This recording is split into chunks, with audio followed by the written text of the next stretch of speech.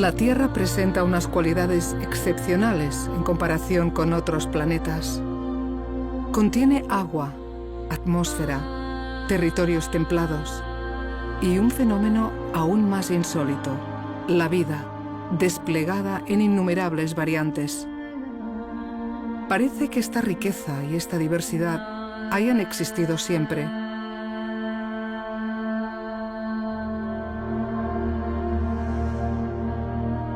Pero al contrario, no ha sido así.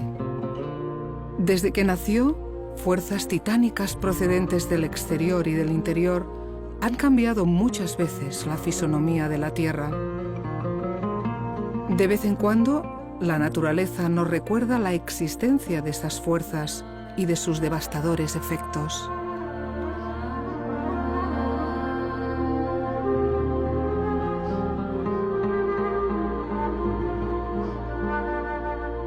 Pero salvo algunas catástrofes, la Tierra se muestra apacible y estable. ¿Será siempre así? ¿Cómo se originó? ¿Cómo ha llegado al estado actual? ¿Qué papel juega la vida y en particular los humanos? Gaia, la Gran Madre.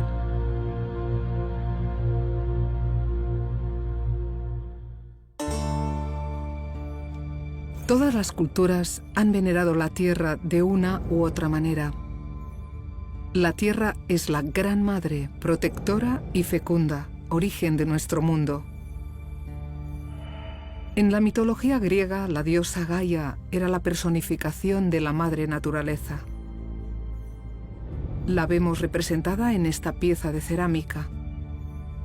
Gaia entrega a otra diosa el niño destinado a ser el rey de Atenas. Surgida del caos, Gaia engendró primero el aire y el cielo estrellado. Después creó el agua y los océanos y extendió la vida por todas partes. Las religiones monoteístas añaden autoridad y trascendencia a los mitos de la antigüedad, pero la secuencia de la creación del mundo es similar. Según los libros de la tradición judeocristiana, el universo fue creado por Dios en 6 días.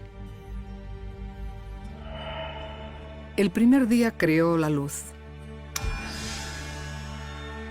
Después, el agua. El tercer día, la tierra. Luego, los astros. A continuación, los peces, los pájaros, los animales terrestres y finalmente los humanos, a su imagen y semejanza.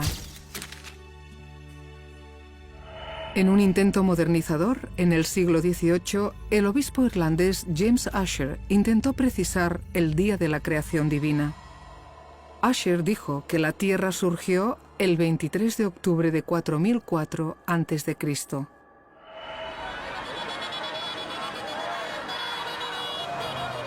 La creencia, con diversas variantes, ha prevalecido durante siglos y aún prevalece para más de la mitad de la humanidad. Sin embargo, por intuitiva o confortante que sea la explicación, la realidad es muy diferente.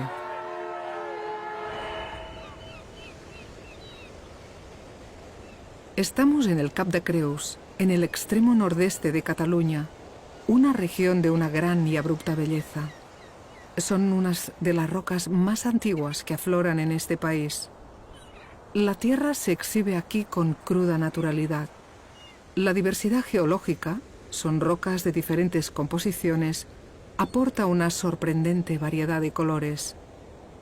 El pintor Salvador Dalí, nacido cerca de aquí, dijo de ella: es un paraje mitológico, hecho para dioses, más que para hombres, y debe continuar así para siempre, sin nada que pueda mixtificarlo. Geología pura. El aire y el agua han erosionado el territorio y han esculpido formas inverosímiles, algunas de las cuales precisamente sirvieron de inspiración a Dalí. Esta roca con forma de camello tiene unos 300 millones de años. Esta parece un dromedario y esta un águila.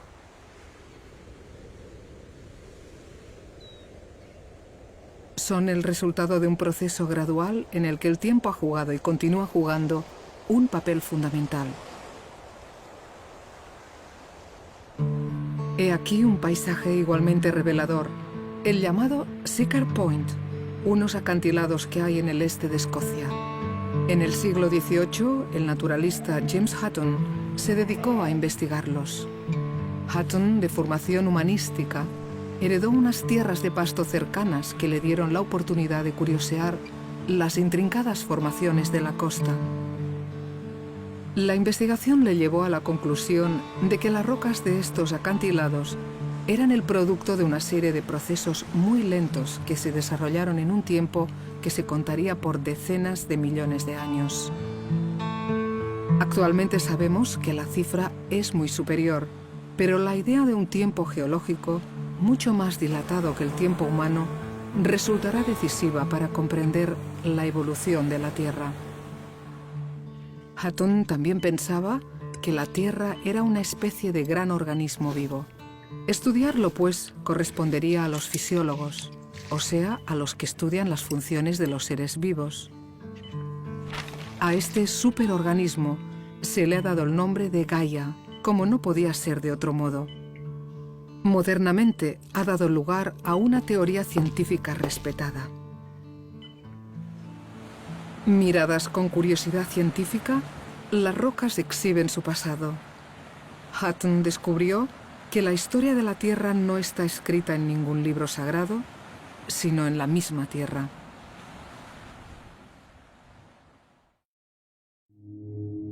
Todo empezó con un gran estallido, el Big Bang. En un instante inescrutable aparecieron el tiempo, el espacio y la materia primordial. Para muchos científicos, preguntarse qué había antes no tiene sentido, ya que no había ni tiempo ni espacio.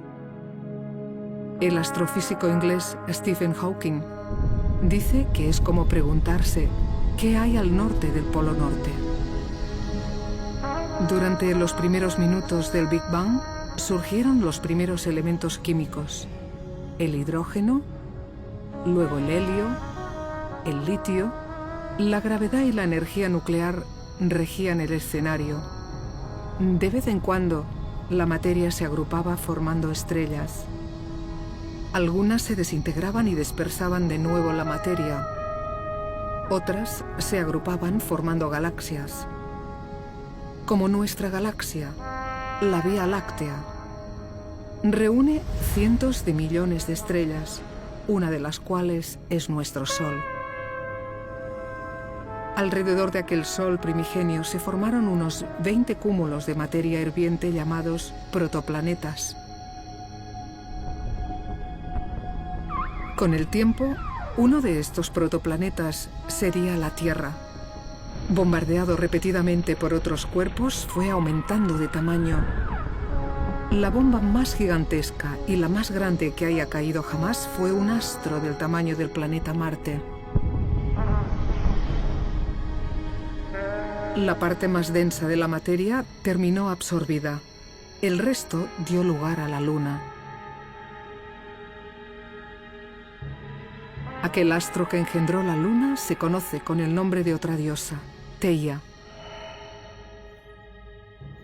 Theia era precisamente hija de Gaia y madre de Selene, la Luna.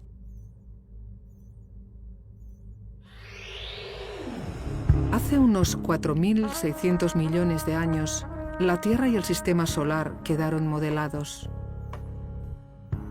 Pero, ¿cómo hacernos cargo de unas cifras tan colosales? Del Big Bang a la Big Mother, la Gran Madre, pasaron 9.100 millones de años. La Tierra tiene pues aproximadamente un tercio de la edad del universo. Imaginemos un calendario donde el nacimiento de la Tierra ocurre a las 0 horas del día 1 de enero. y el último instante del 31 de diciembre es ahora mismo, la actualidad. Los 365 días de este particular almanaque representan, pues, los 4.600 millones de años de la historia de la Tierra. Atención al detalle. La humanidad tan solo ocupa los últimos 5 minutos del 31 de diciembre. Durante los primeros 600 millones de años, la Tierra era una masa incandescente donde no paraban de llover meteoritos y otros objetos cósmicos. La Luna se encontraba cerca y levantaba mareas sobre la superficie. El volumen del planeta continuó creciendo. Después, el ritmo de la lluvia descendió y poco a poco la superficie se fue enfriando. Se iniciaba la historia de la Tierra sólida.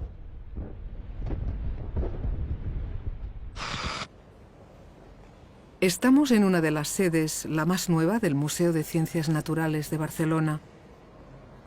El lugar acoge exposiciones y promueve actividades de divulgación con los conceptos y los medios modernos. Además de divulgar, el museo se dedica a preservar objetos de origen natural, así que también atrae a los especialistas. Una de las exposiciones está dedicada precisamente a la Tierra y a su historia. El itinerario comienza con estas dos rocas. La mayor es de origen volcánico. La pequeña es un meteorito de esos que antes, ahora y siempre caen desde el espacio. Los meteoritos adoptan formas y composiciones muy variadas. También hay una notable colección de minerales. Uno de los más valiosos es este ejemplar de piromorfita. Tanto los meteoritos como los minerales tienen el mismo origen, el espacio.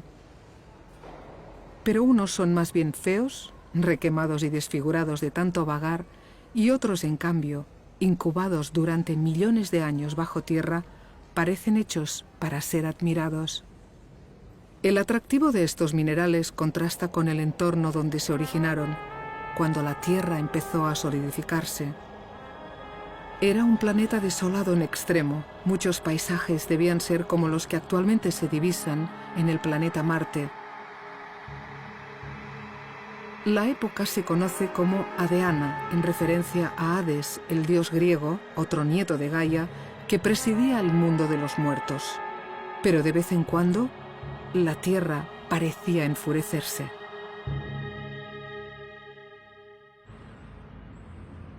Esto es el Vesubio, el único volcán aún activo que queda en la Europa continental. A sus pies, la ciudad de Nápoles parece indiferente al peligro latente del volcán, que ha rugido unas 20 veces desde que se tiene memoria.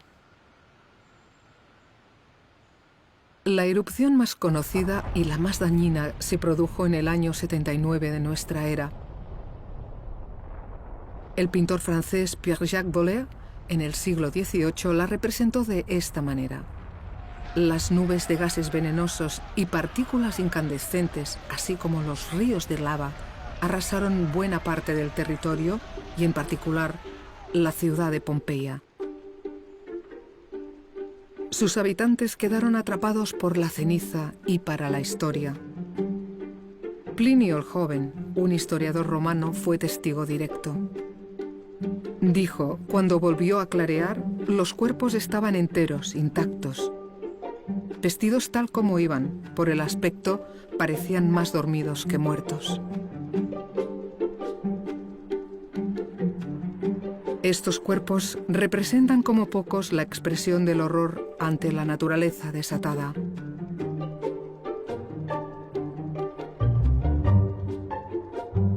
El interior de la Tierra es como una cebolla. Está hecha de capas que se diferencian en composición y dinámica. El núcleo interno es de un material muy denso, de hierro y de níquel, que se encuentra a unos 7000 grados centígrados. Por encima hay una serie de capas de temperaturas y densidades gradualmente inferiores. En lo más alto se encuentra la corteza rígida, de 5 a 60 kilómetros de espesor, que flota por encima de un manto de consistencia plástica. La corteza no es una capa uniforme, sino que está fragmentada en unas grandes placas llamadas tectónicas, que se desplazan lentamente sobre el manto. En un volcán, los materiales fundidos procedentes del interior entran en erupción en la superficie. La lava forma ríos que, cuando se enfrían, se transforman en rocas. Con el paso del tiempo, estas rocas se desintegran y pueden convertirse en tierra fértil. La distribución de los volcanes sobre el planeta sigue un patrón reconocible, coincide con los perfiles de algunos continentes. La misma distribución de las placas tectónicas. Obviamente, la coincidencia no es casual. Al moverse, algunas placas se separan entre sí. Las placas norteamericana y euroasiática, por ejemplo, se separan unos 7 centímetros al año. Parece muy poco, pero es suficiente para que en tiempo geológico la distribución de los continentes haya cambiado varias veces totalmente.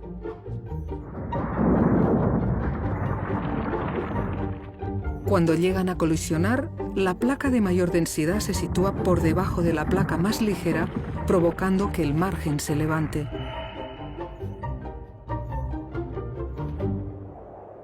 Así se han formado las grandes cordilleras, los Pirineos, los Alpes, los Andes, el Himalaya.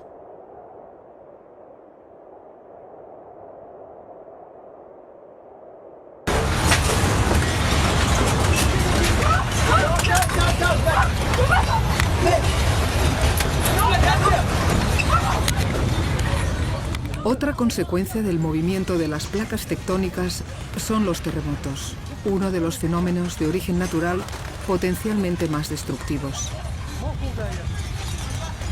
Cada año se producen millones de terremotos, pero la mayor parte resultan imperceptibles.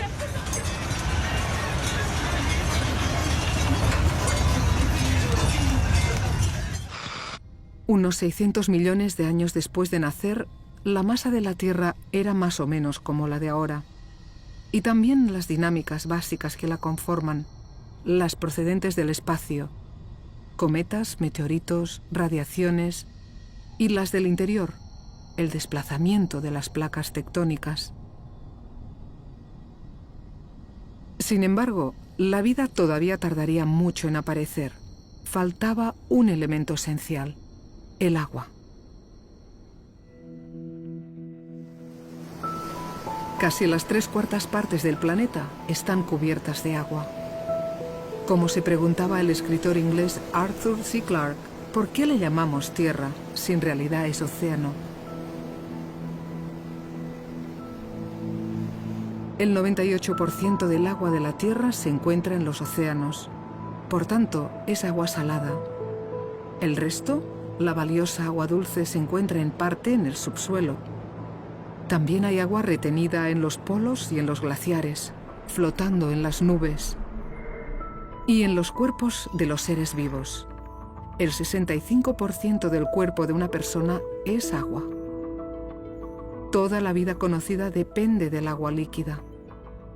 Para que pueda existir, es necesario que la Tierra se encuentre a la distancia adecuada del Sol. Ni demasiado cerca porque el agua se evaporaría, ni demasiado lejos porque se congelaría. Además, es necesaria una atmósfera para que el agua quede retenida.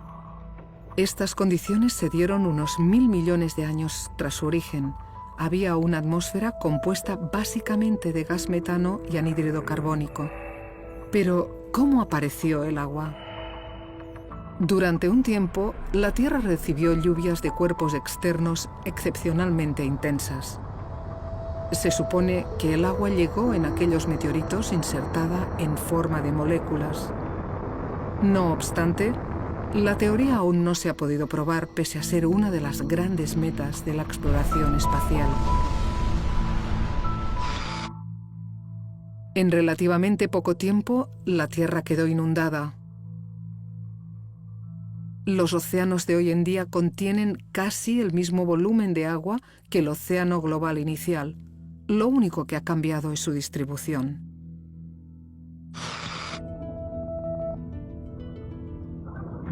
Los volcanes sumergidos de los márgenes de las placas fueron generando islas en medio del océano. Poco a poco estas islas se iban agrupando y formando territorios más grandes. En Groenlandia están los restos de una de estas islas. Es uno de los trozos de continente más antiguos que afloran en la superficie actual. Ya existía cuando, bajo la profundidad de los océanos, saltó la chispa.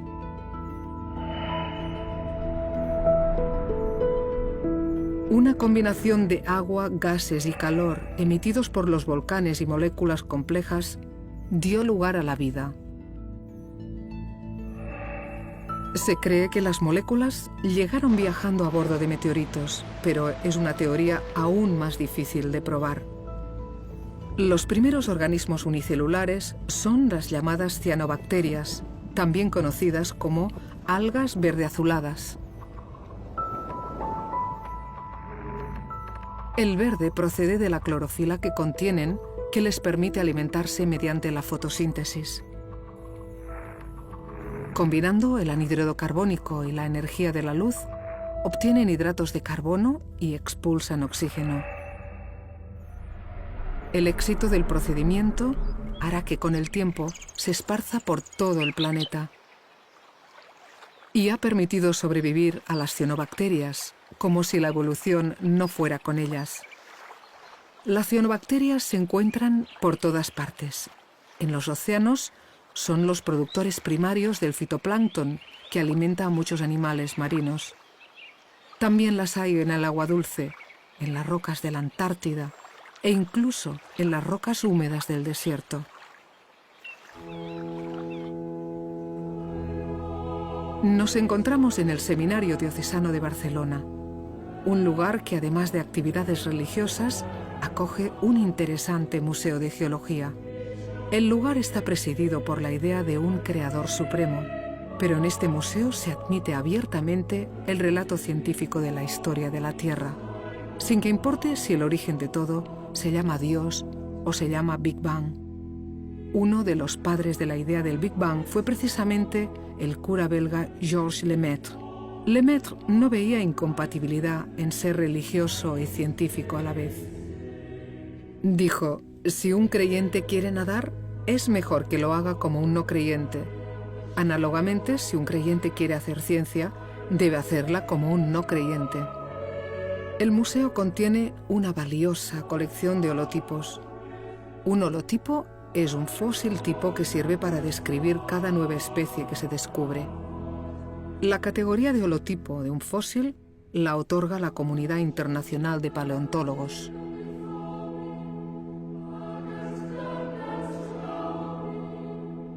El museo también contiene decenas de miles de fósiles de varios periodos geológicos, recogidos pacientemente desde el siglo XIX. El más valioso es este ejemplar de Ediacara biota, el organismo multicelular más antiguo que se conoce. Entre los primeros unicelulares y estos multicelulares transcurrió mucho tiempo. Nadie se explica la extrema lentitud de esta primera etapa de la evolución de la vida. Seguramente en medio hubo otros intentos, pero o bien no prosperaron, o bien no han quedado registrados. Más adelante aparecieron las primeras criaturas con partes endurecidas, caparazones, espinas, esqueletos, que protegían órganos especializados y permitían desplazarse mejor. En un tiempo geológico relativamente corto, el océano se pobló de criaturas cada vez más complejas, y el árbol de la vida se ramificó en todas direcciones.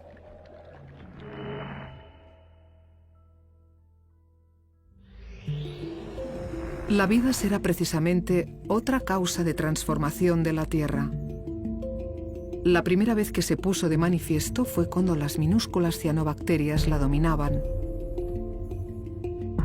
Llegaron a expulsar tal cantidad de oxígeno que la atmósfera se convirtió en un entorno letal, lo que provocó la glaciación del planeta y la extinción de numerosas especies primitivas.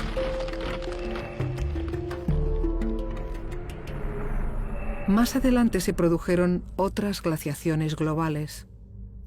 Al planeta resultante de estas glaciaciones, los geólogos lo llaman bola de nieve.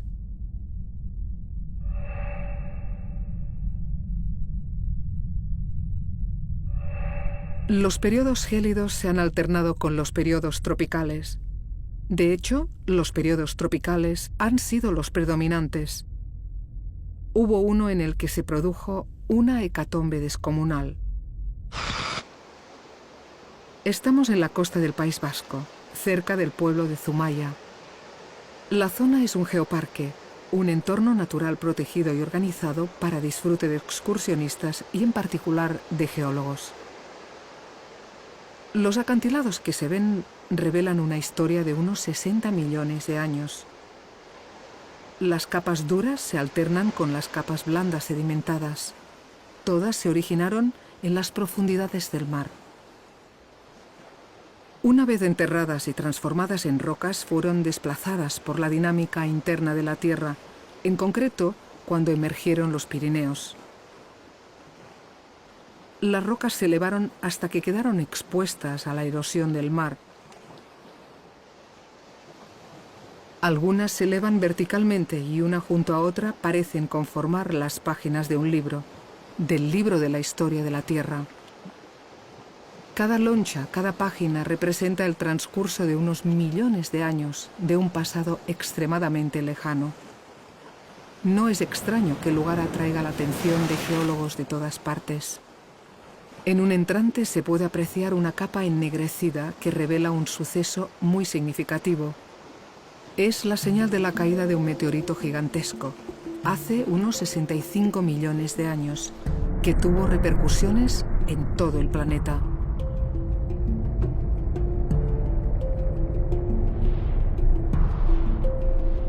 Al chocar contra la Tierra, el meteorito produjo un cráter de diversos kilómetros de ancho y levantó una nube de polvo y gases que oscurecieron el planeta durante años. La mayor parte de especies terrestres y marinas desaparecieron. Entre ellas el grupo de animales dominantes de la época, los dinosaurios. Pero ha habido otras extinciones tanto o más catastróficas. Los geólogos se refieren a las 5 más importantes como las Big Five. En conjunto, las extinciones masivas han acabado con el 90% de todas las especies surgidas. La única especie que las ha sobrevivido a todas son las humildes cianobacterias. Los dinosaurios eran la culminación de una larga cadena evolutiva que comenzó con los primeros cordados y los peces en el océano y la vegetación en el continente.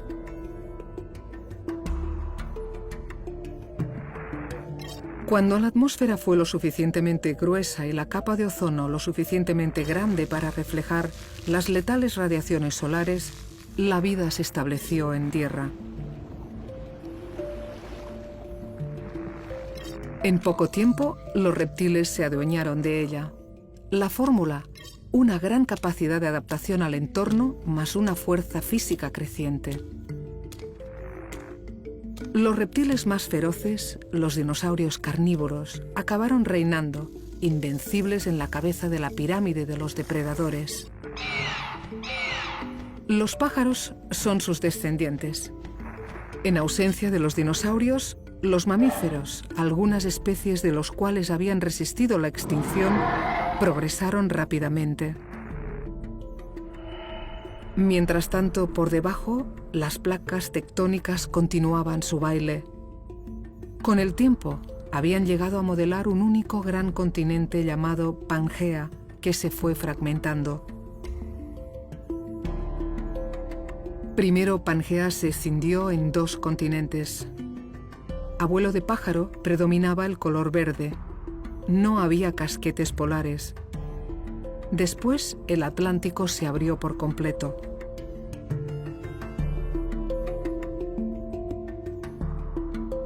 Por fin los océanos, los continentes y las placas tectónicas quedaron distribuidos aproximadamente como ahora.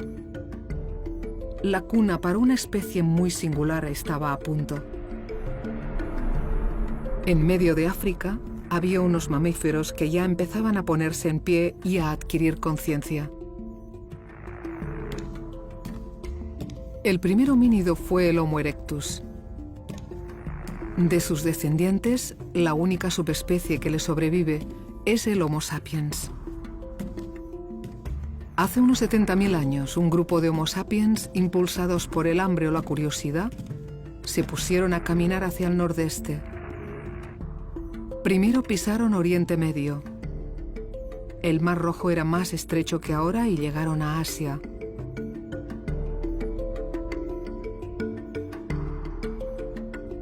Por el estrecho de Bering, que estaba congelado, llegaron a América.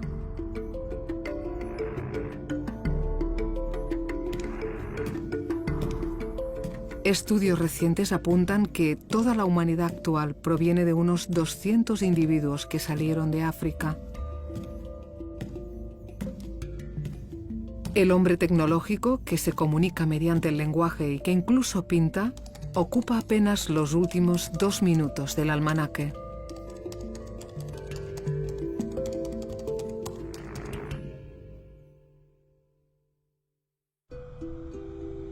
Estamos en el Museo Arqueológico de las Minas de Gavà, en Cataluña. El edificio evoca el cobertizo de cualquier excavación arqueológica del mundo. Aquí se encuentra el conjunto de minas estructuradas en galerías más antiguo descubierto en Europa. Las excavaciones continúan en marcha y de vez en cuando se descubren nuevas galerías.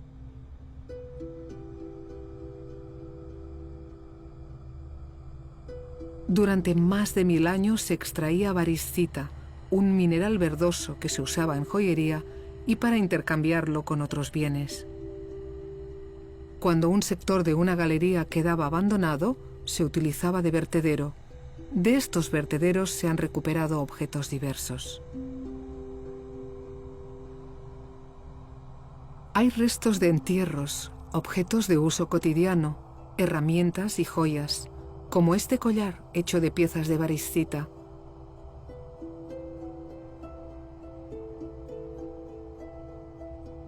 Lo más valioso del museo es esta Venus, una de las pocas figuras religiosas del Neolítico que se conservan. Esta figura femenina, otra madre, representaba la fecundidad y la fertilidad de la tierra. La extracción de minerales a la que está dedicado este sugestivo museo era el único interés que despertaba el subsuelo. El interés científico aparecería mucho después.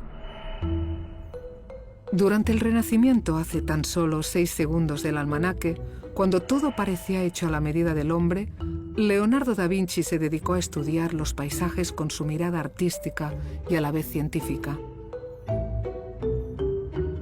Esto le hizo preguntarse qué hay bajo tierra. A Leonardo le obsesionaba el agua. Las últimas pinturas de Leonardo son unas inquietantes representaciones de diluvios y tormentas. Pensaba que la erosión que observaba en los paisajes estaba causada por el agua, un agua que se reciclaba gracias a una especie de venas que hay bajo tierra. Decía: el agua es a la tierra lo que la sangre es al cuerpo humano. La explotación a gran escala del subsuelo empezó con la revolución industrial hace 3 segundos. El carbón era el combustible y la necesidad de disponer de él se convirtió en esencial. Las aportaciones de los primeros geólogos entonces fueron decisivas. En 1830, Charles Lyell, otro naturalista escocés, publicó el libro Principios de Geología, donde retoma y desarrolla las ideas de su compatriota James Hutton. Lyell escribe: «El presente es la clave del pasado». Unos años más tarde, el biólogo inglés Charles Darwin publicó otro libro trascendental sobre el origen de las especies, donde sentó las bases de la teoría evolutiva. Darwin reconoció que el libro de Lyell le había influido poderosamente. Las teorías expuestas en los 2 libros tienen un común denominador: el tiempo geológico. Otra aportación significativa para la geología y para la arqueología son las técnicas de datación absoluta descubiertas en el siglo XX, que permiten saber la antigüedad de unos restos. Se basan en el hecho de que ciertos elementos químicos como el carbono 14 se desintegran a ritmos muy conocidos. Por tanto, sabiendo la proporción que hay en un objeto, se puede deducir el tiempo que ha transcurrido. Es una especie de reloj de arena. Sabiendo la cantidad de arena que ha caído, se sabe qué cantidad había en principio. De modo que la historia de la Tierra está escrita en la propia Tierra, como decía Hutton, y además, en las páginas de este libro hay indicadas las fechas de los acontecimientos.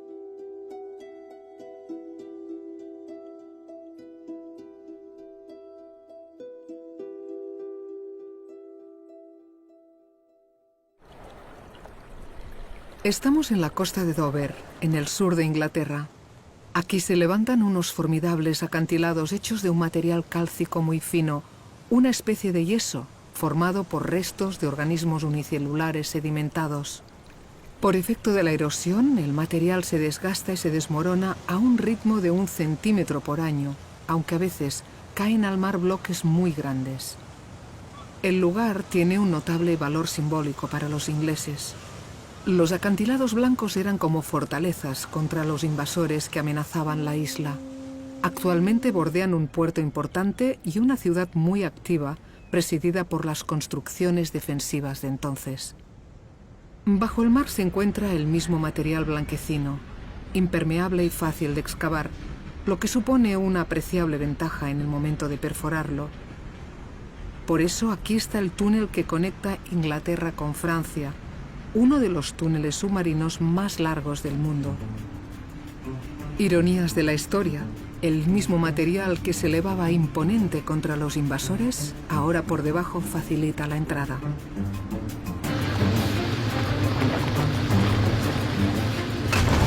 El túnel del Canal de la Mancha es una obra representativa de los avances de la geología aplicada, pero hay muchas más. Del pico y la pala se ha pasado a las tuneladoras y a los transportes gigantescos. Si el espacio no tiene límites, el subsuelo tampoco. Hoy en día el producto subterráneo más explotado es el petróleo. Las sociedades modernas dependen de él de una manera que muchos consideran excesiva por los efectos secundarios que conlleva.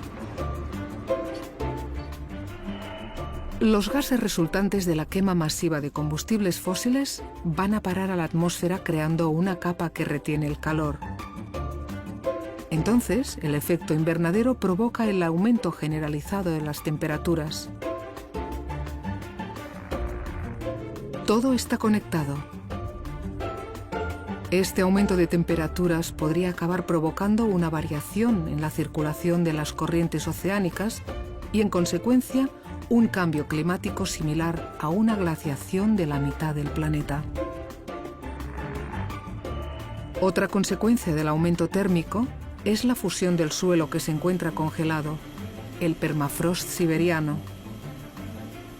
Cuando el permafrost se derrite, libera enormes cantidades de metano, un gas de efecto invernadero, a menudo de forma violenta. Cada vez se detectan más explosiones de este tipo.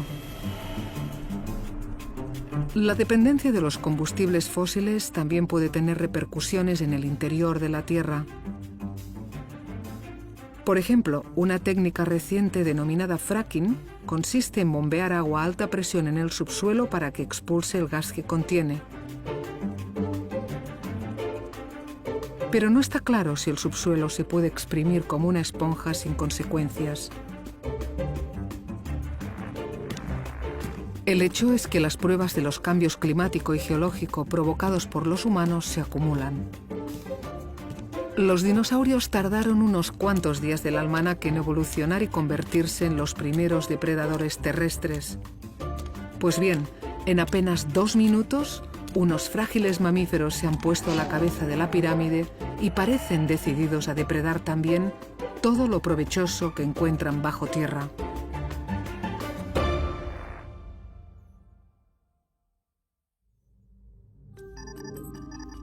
Han pasado 4.600 millones de años desde que nació la Tierra.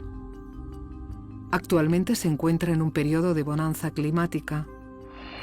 Pero, ¿cómo evolucionará? El destino de la Tierra está ligado al del Sol. El Sol se encuentra aproximadamente a la mitad de su historia. En unos 5.000 millones de años, cuando se agote el combustible, se hinchará, se zampará todo el sistema solar, se convertirá en una estrella gigante roja y terminará como una enana blanca de polvo. La Tierra habrá desaparecido cientos de millones de años antes de que esto suceda. De modo que la Tierra también se encuentra más o menos en la mitad de su historia. El tiempo geológico se prolongará, pues, otros 4.600 millones de años. El movimiento de las placas tectónicas seguirá redistribuyendo los continentes. El océano Atlántico será tan grande como el Pacífico. El Mediterráneo se acabará cerrando y se formará una nueva cordillera como el Himalaya. Los continentes acabarán agrupados en una única plataforma, una nueva Pangea. Mientras tanto surgirán nuevos volcanes, temblará el suelo, lloverán meteoritos, cambiarán los climas. Algunas catástrofes extinguirán una vez más la mayor parte de especies. Entre las pocas que sobrevivirán, habrá seguramente las cianobacterias, a la espera de una nueva oportunidad para recomenzar la historia de la vida. Al final la Tierra será como empezó, una masa incandescente, dentro de la cual habrán los átomos que formaron parte de cada uno de los humanos que la habitaron. Pero esta perspectiva es demasiado lejana para una persona, la vida de la cual ocupa tan solo medio segundo del almanaque. ¿Qué se puede esperar que ocurra en tiempo humano, en tiempo de las personas y las ciudades?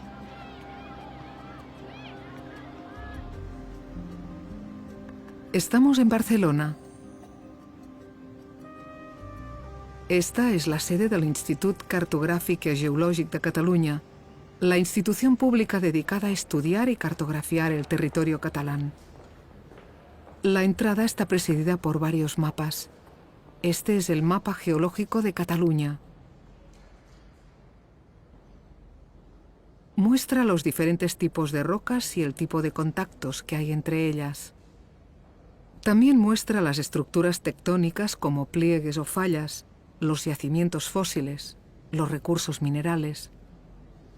Los mapas geológicos se elaboran en base a los mapas topográficos a los que se añade la información de campo.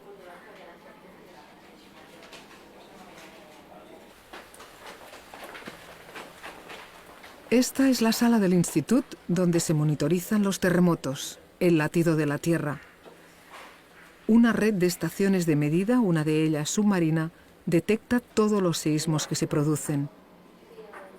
Es muy difícil preverlos, pero estudiándolos quizá algún día se pueda conseguir.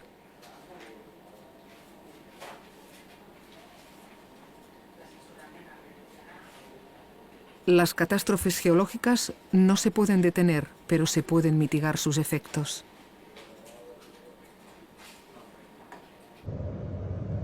Una amenaza que sí se puede prever son los cometas, asteroides y demás cuerpos procedentes del espacio. En este caso, el problema es que solo se pueden observar si están muy cerca, por lo que el tiempo para reaccionar puede ser muy breve.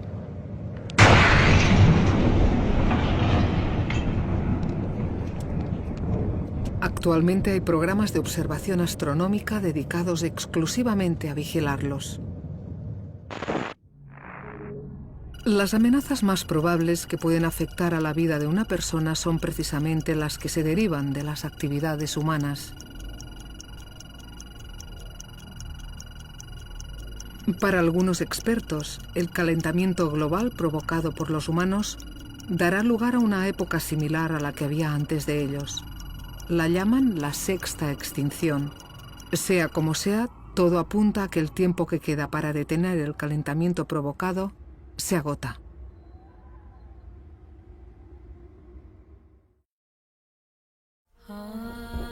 La Tierra es el resultado de una sucesión de ciclos infernales de destrucción y resurgimiento.